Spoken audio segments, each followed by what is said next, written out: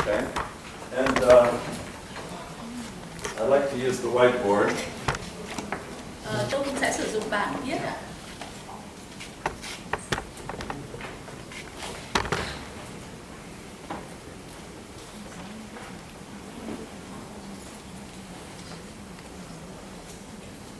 Đây là một từ, đó là từ chiến lược, hoặc là mang tính chiến lược. And strategic is a very important word Cái từ này rất là quan trọng. because it means doing something on purpose. Bởi vì nó muốn nói rằng là chúng ta làm cái gì cũng phải có định hướng, phải có mục đích rõ ràng. And it also means that we know why what we're going to do is going to produce the results we seek. Và đặc biệt là nếu như chúng ta biết chắc rằng là tại sao chúng ta lại làm cái việc gì đó thì cái kết quả đạt được sẽ như mong muốn.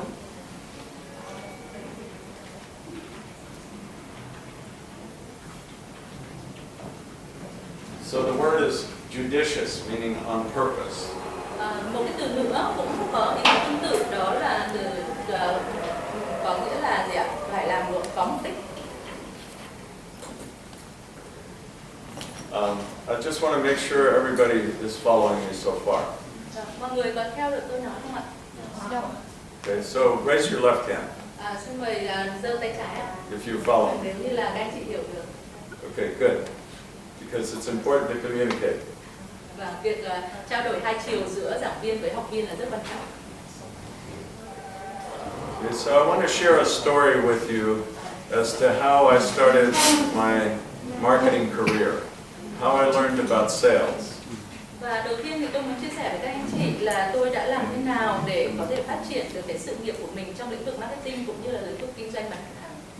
So it started very early in junior high school. Tôi bắt đầu cái sự nghiệp của mình rất là sớm, ngay từ khi học cấp 3. So 5 of my classmates decided to run for student body president. Và có 5 người bạn của tôi, 5 người bạn cùng lớp của tôi đã quyết định là sẽ vào tranh cử cái vị trí chủ tịch hội sinh viên. And they all used traditional marketing. Và họ đều sử dụng các biện pháp marketing truyền thống. And so they made flyers. Tức là họ sẽ đưa ra những cái tờ rơi.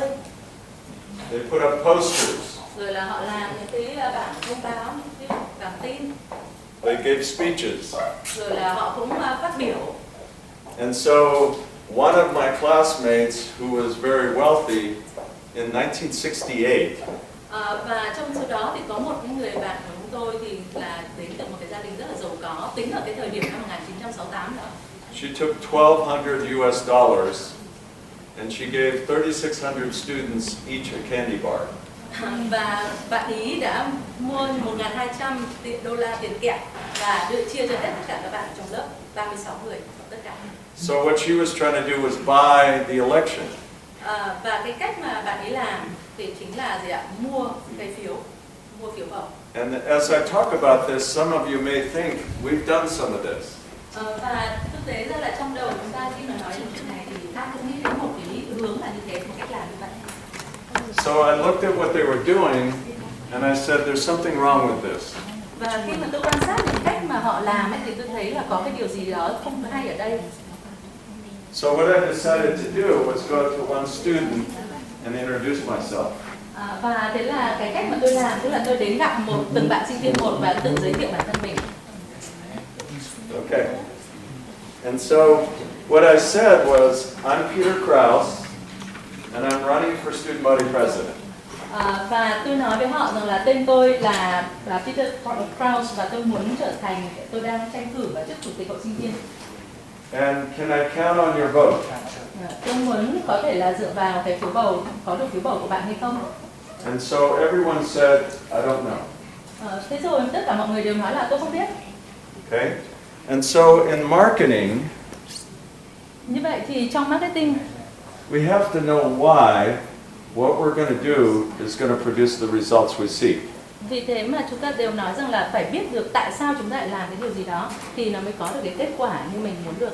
So all my classmates had no idea why the marketing they were doing was going to help them succeed. Và những người bạn cùng chạy đua trong cái cuộc bầu cử đó thì đều không biết rằng là tại sao họ lại làm cái điều đó và tại sao mà họ có thể thành công được. And so this is very typical for what marketing people do. They just throw something out. Và có lẽ đó cũng rất là phổ biến đối với những người làm marketing, họ chỉ tung ra vấn đề hoặc là tung ra một cái gì đó.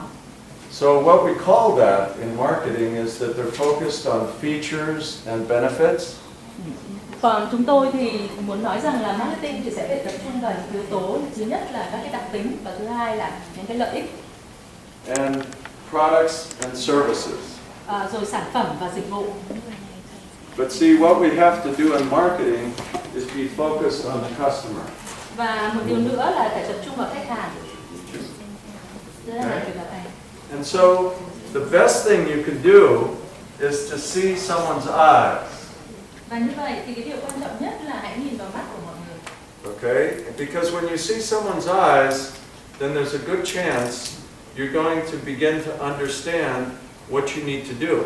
Bởi vì là nếu như nhìn thẳng vào mắt của người nào đó thì rất có khả năng là bạn sẽ hiểu được họ cần cái gì và bạn phải làm cái gì. So, what color are my eyes? This is gray. Okay? What color are my eyes? Để đang hỏi là màu Okay. mắt của tôi là màu gì ạ? Tôi nói là màu xám ạ. What color are my eyes? Mắt của tôi màu gì ạ? White and red. What color are my eyes? Okay? What do you think? Same? Okay. Most of the time, everybody sees different colors. Hầu hết mỗi khi tôi hỏi câu này thì mỗi người nhìn một màu khác nhau ạ. So, I went to 200 students, Tôi đã đến gặp 200 sinh viên and then finally I went to a friend, và cuối cùng thì tôi gặp một người bạn. and I said, "Hi, I'm Peter Krause. Tôi nói là xin chào bạn, tôi là Peter Krause. I'm running for student body president. Tôi đang cố gắng và tranh cử vào chức vị chủ tịch hội sinh viên. Can I count on your vote?" Vậy tôi có thể dựa vào cái phiếu bầu của bạn hay không? And he said, "Leave me alone." Và bạn ấy bảo là để tôi yên. Okay? And so then he said something else. Nhưng mà bạn lại nói một vài điều khác. He said, "I hate the speeches. They're long and boring." Bạn ấy nói rằng là tôi rất là ghét những cái bài phát biểu dài dòng và chán ngắt. And so what I did is I went to all the students I talked to before and I asked them, "What do you think of the speeches?" Và thế là tôi đi gặp tất cả các bạn bè và hỏi rằng là bạn nghĩ gì về các cái bài phát biểu. So everyone said they're long and boring. Hầu hết mọi người đều nói rằng là đều là dài và chán. And so what we call that in marketing and advertising is triangulation. All right. Và vì thế mà ở trong marketing thì chúng tôi có một cái thuật ngữ đó là kiểm định chéo, có cái mô hình 3 góc ạ.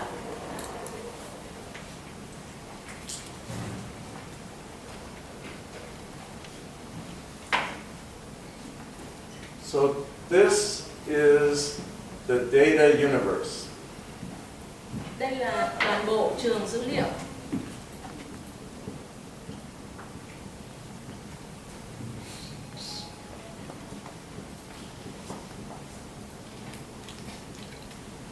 Okay? Most marketing is done inside the data universe. Hầu hết là các hoạt động marketing đều được thực hiện dựa trên trường dữ liệu phần này. So what happens is that everyone goes the same way. Và thông thường thì mọi người đều cùng đi theo một cách. And if you all go the same way, the person that wins or the company that wins is the one that has the most power, the most influence, or the most money. Và nếu như tất cả mọi người cùng làm như nhau thì cái người mà giành chiến thắng, người mà thành công nhất chính là cái người mà có quyền lực hoặc có tầm ảnh hưởng cao nhất. So what you want when you do market research, when you look for the answer, is what we call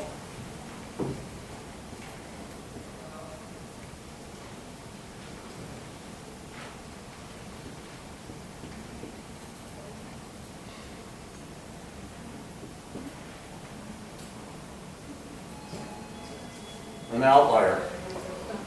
Và như vậy thì những gì mà chúng ta muốn làm và cần phải làm ấy, thì khi mà chúng ta muốn có câu trả lời thì cái điều quan trọng đó là bạn phải vượt ra ngoài những cái khuôn khổ đó. Most outliers tell you nothing. Hầu hết những cái người mà theo cái xu hướng vượt ra ngoài khuôn khổ thì sẽ không nói cho bạn điều gì đâu. But what you're looking for is something that's going to make you better and or different.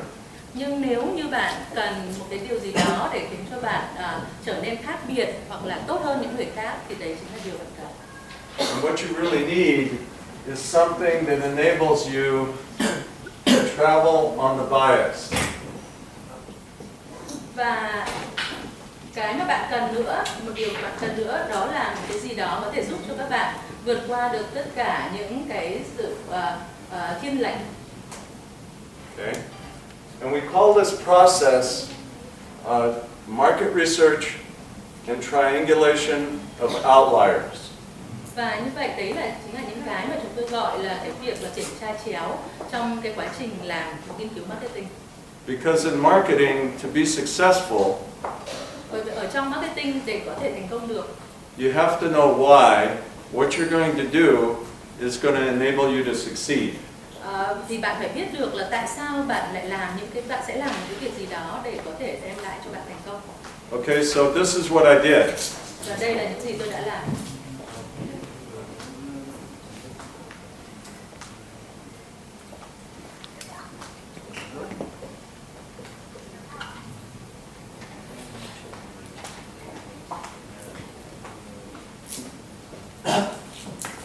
All the students who were running for student body president could speak for 5 minutes.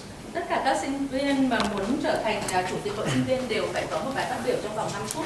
On the day that they were given an opportunity to talk to the whole student body. Và có một ngày họ có một cái cơ hội để nói với tất cả sinh viên.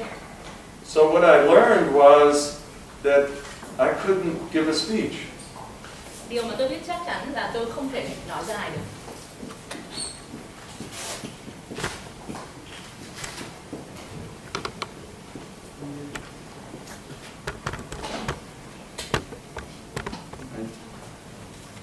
Speech equals boring. Mà trong khi đó thì mọi người đều nghĩ rằng là các bài phát biểu đều tẻ ngắt. And so my friend, whose information was outlier that triangulated with everyone, in other words, everyone felt that that was the right answer. Và như vậy cái người bạn mà đã cho tôi cái câu trả lời là về nhận xét về các bài thuyết trình hay các bài nói ấy, thì đấy chính là một cái hiện tượng đặc biệt. Như tôi nói, những cái hiện tượng vượt ra ngoài khuôn khổ. So he said the speeches are long and boring. Bạn ý đã nói là các bài phát biểu thì đều rất là dài dòng và tẻ ngắt. So this is 0 time. This is 5 minutes. Và đây là quãng thời gian chúng tôi sẽ phải trải qua từ lúc 0 cho đến 5 phút. Okay? So what I had to do was give a speech that was 0 time. Điều tôi phải làm đó là bắt đầu bài nói của mình vào cái thời điểm số 0. It's a trick. Và đây chính là cái mẹo của tôi ở đây. So I was thinking, and so because my background is physics, Tôi bắt đầu suy nghĩ và bởi vì là tôi học chính là môn lý and my background is mathematics, cũng như là môn toán. so what I bring to the question is a technical perspective. Và như vậy thì tôi có thể là đưa ra những cái câu hỏi mà có thể Now everyone is different, bởi là đưa ra những câu hỏi để có thể đụng chạm đến tất cả mọi người, bởi vì mỗi người thì đều khác nhau. and there are many ways to address the question of getting elected. Và có rất là nhiều cách để có thể ứng xử với các câu hỏi để rồi mình được bầu. Not everyone is going to do the same thing. Tất nhiên là không phải là mọi người đều làm điều giống nhau. So what you do is you look at your education, your experience, what you bring to the question, and you apply what you know. Và như vậy thì vấn đề là cái ngành học của bạn cũng như là các cái hiểu biết của bạn sẽ đem đến những cái câu trả lời cho những cái câu hỏi đó. And so I was the last speaker Tôi lại là người phát biểu cuối cùng because I was the last one to apply. bởi vì tôi là người cuối cùng đăng ký vào cái cuộc bầu cử bộ sinh viên. So what I did is I got a battery, Và như vậy là tôi có một cái máy battery. I got a switch, Tôi có cả cái cần cài I got some wire, tôi có cả dây điện, like wire, and I got a stand, tôi có một cái and I put flash powder on it. tôi có một cái dụng cụ mà tôi có thể là cho cái máy chiếu sáng, cái đèn chiếu sáng, đèn flash ở đó. Like gunpowder. Right? And before the speech, I practiced. Trước khi phát biểu thì tôi tập. And when I did the speech, I put too much flash powder. Và khi mà trong quá trình bài phát biểu của mình thì tôi tôi bật rất là nhiều lần cái đèn flash. So when I hit the switch, Khi mà tôi lấy rút cái kích điện ra, it was like an explosion. và thì tất cả mọi thứ dường như là nổ tung. And so the room filled full of smoke. It was a big flash. Và toàn bộ khán phòng thì đầy là khói này, cũng như là ánh sáng đèn flash. Just like that. Nó bùng cháy. Zero time. So here's the results. Và kết quả là There were 3,600 students, có 3.600 sinh viên. and I got all but 4 votes. Tôi chỉ có 4 người không bầu cho tôi. And I had 5 people running against me. Và tôi có 5 người là đối thủ của tôi. And so one thing we know in marketing and advertising is that people buy on emotion. Và như vậy thì một điều mà chúng tôi học được từ marketing đó là mọi người có thể quyết định mua dựa trên cái tình cảm của mình. So everybody was laughing. Tất cả mọi người lúc đó đều cười, nói rất to. And before I walked to the podium, everybody was sleeping. Thế mà trước cái thời điểm tôi bước lên sân khấu thì mọi người gần như là đã ngủ gật hết. And so the reason that everyone was laughing is because they buy on emotion. Và cái lý do là mọi người cười to đến như vậy là bởi vì là mọi người đang ra một cái quyết định mua dựa trên cái tình cảm của mình. And see, it's very hard for business people to understand that people buy on emotion. Và tất nhiên là rất là khó trong khi làm marketing ấy, thì rất là khó để làm cho mọi người hiểu được rằng là họ đang mua vì những cái tác động tình cảm đó. So what they focus on is their products and services and features and benefits. Bởi vì là mọi người chủ yếu sẽ tập trung vào cái sản phẩm, vào cái dịch vụ và những cái đặc tính cũng như là lợi ích của mình đem lại. And it's not that those are not important, Tôi không nói rằng điều đó không quan trọng. but the purpose of marketing and advertising and sales is to get someone's attention. Nhưng mà điều trọng tâm của marketing, quảng cáo và bán hàng đó chính là làm sao để gây được sự chú ý của mọi người. Okay? So let's do this. We'll change the format a little bit. Bây giờ chúng ta sẽ thử làm một bài tập nhỏ ạ. So far from what I've said about the story, are there any questions? Cái câu chuyện của tôi vừa rồi thì có ai đặt câu hỏi gì không ạ?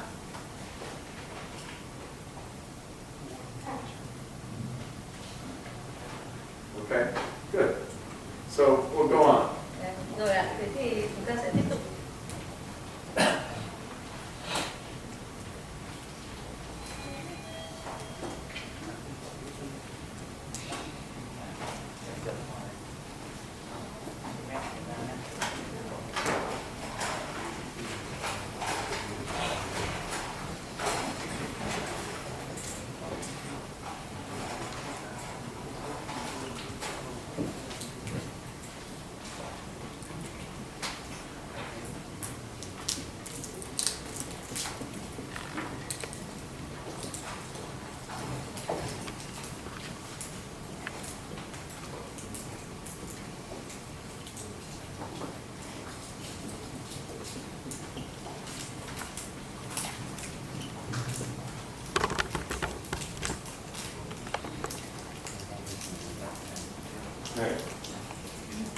In my experience, I've learned that there are 5 steps to the successful marketing. Theo kinh nghiệm của tôi thì có 5 bước để tiến tới được sự thành công trong lĩnh vực marketing. The first step for successful marketing is to have a large, dense market. Điều thứ nhất đó là phải có được một cái thị trường tập trung và khá là lớn.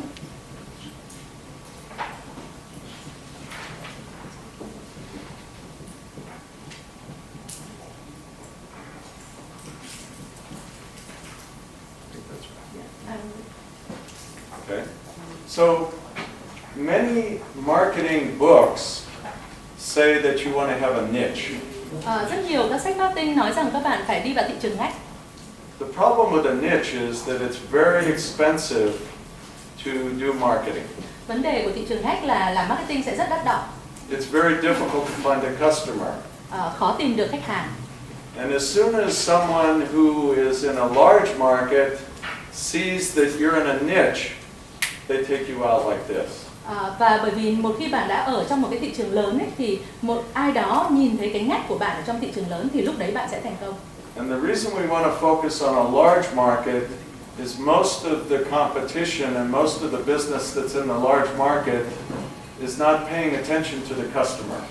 Và một điều nữa, khi mà các bạn ở trong một cái thị trường quá lớn như vậy, trong đó có rất nhiều đối thủ cạnh tranh, thì khách hàng không phải là trọng tâm của họ. And so there's a much greater opportunity in a large dense market to do well because the large businesses, those people who already own the customers, are not really paying attention to the customers. Và đó chính là cơ hội của bạn, bởi vì khi mà các doanh nghiệp lớn ở trong một cái thị trường lớn như vậy, họ đã nghiễm nhiên coi là có khách hàng rồi, họ không quan tâm nhiều được đến khách hàng bằng bạn. And also, like I said, it's much less expensive and you can have much greater success.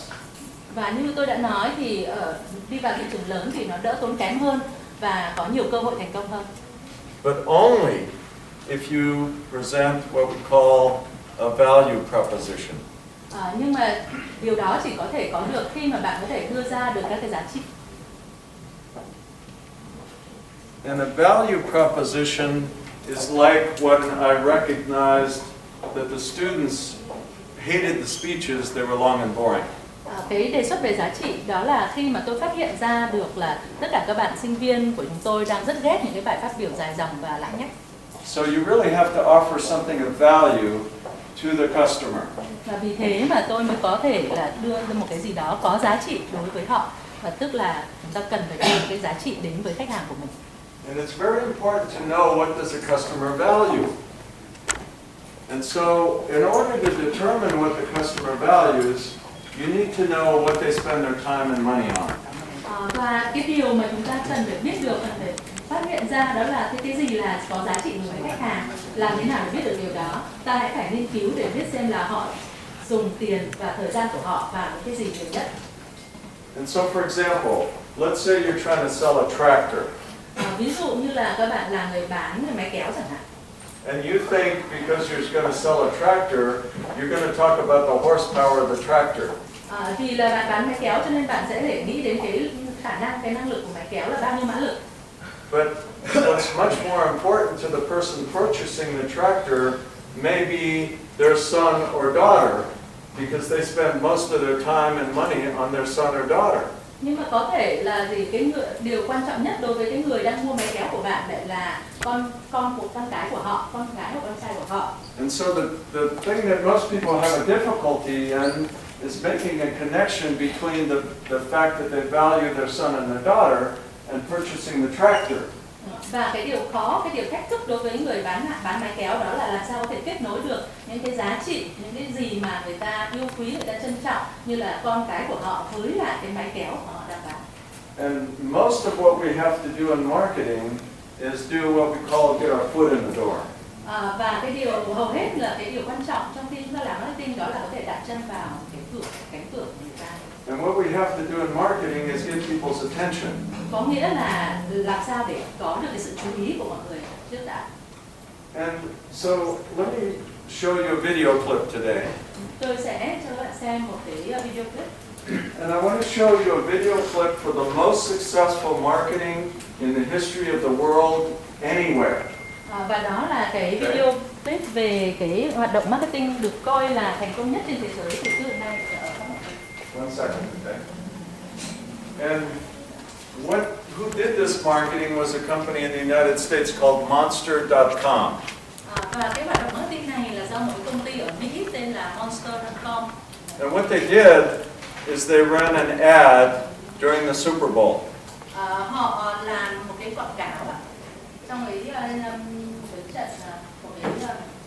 trận đấu bóng. And I want to show you something before we show you the ad. Tôi sẽ cho các bạn xem. At the Super Bowl, 60 companies buy ad space. Và trong cái trận cầu đó thì có 60 công ty mua chỗ để quảng cáo. And those companies spend $5 million for 30 seconds. Và mỗi công ty đó thì phải trả là 5 triệu đô cho một cái clip quảng cáo 30 giây ạ, với thời gian quảng cáo là 30 giây. And they spend another $5 million for producing a commercial. Và tất nhiên là họ cũng sẽ phải tốn độ khoảng 5 triệu đô nữa để sản xuất ra được cái công việc quảng cáo đó. So here's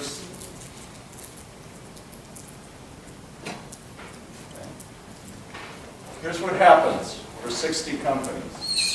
Đây là cái điều mà xảy ra với lại 60 công ty đấy. Here's the Super Bowl. Here's their revenue. Đây là cái thu nhập của họ. No change. Thu nhập của họ không thay đổi, doanh thu của họ không thay đổi.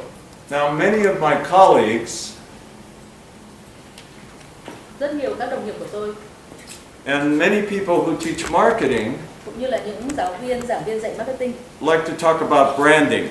đã nói về rất nhiều về thương hiệu, And they talk about brand name recognition. rồi là nói về nhận diện thương hiệu.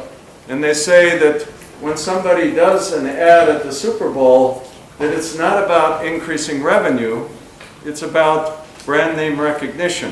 Và người ta nói rằng là khi mà làm quảng cáo ở trong các cái giải vô địch cầu như vậy ấy, thì không phải là để tăng doanh số mà là để tăng cái sự nhận diện thương hiệu. But for me, that's not good enough. Nhưng đối với tôi thì điều đấy chưa đủ. And so everyone should write down that if you spend a certain amount of money to break even, you need to make 11 times what you spend. Và mọi người hãy lưu ý rằng là để có thể đạt được đến điểm hòa vốn thì cái số tiền mà bạn phải bỏ ra sẽ gấp 11 lần cái số tiền And bỏ so ra điểm hòa vốn đó. a professional expenditure Và một cái người mà làm một cách chuyên nghiệp should develop 40 to 1. sẽ phải đưa ra một cái tỷ lệ là 40:1.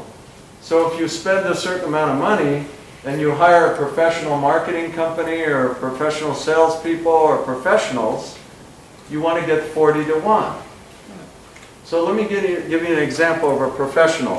If you have a motorbike or you have an automobile and you take it to the repair shop, Và như vậy thì nếu như chúng ta đi thuê những người gọi là dân chuyên nghiệp làm về marketing thì chúng ta cũng sẽ phải tính đến cái tỷ lệ này 40/1. Một cái ví dụ ở đây tức là khi mà các bạn mang xe của mình đến một cái cửa hàng để sửa chữa.